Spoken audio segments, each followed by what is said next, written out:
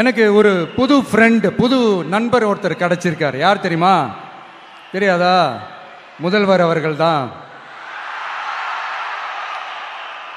இப்போ ஒரு நிருபர் ஒருத்தர் கேட்ட கேள்விக்கு எனக்கு எதிரிகள்லாம் யாரும் இல்லை, அவங்க எல்லாருமே எனக்கு நண்பர்கள் தான் அப்படின்னு சொன்னாங்களே. அப்படி நாங்கெல்லாம் உங்களுக்கு நண்பர்கள்னா அப்புறம் ஏன் சார் கரூர் விஷயத்துல ஏன் மேல பழி தூக்கி போட்டீங்க?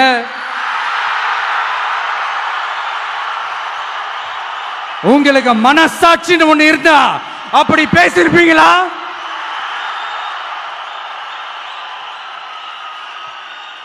அப்படி நாங்களாம் உங்களுக்கு நண்பர்கள்னா ஒரு ஈவெண்ட், ஒரு ஃபங்க்ஷன் நடத்துறதுக்கு ஒரு இடமோ ஒரு பர்மிஷனோ ஏன் கொடுக்க மாட்டேன்றீங்க?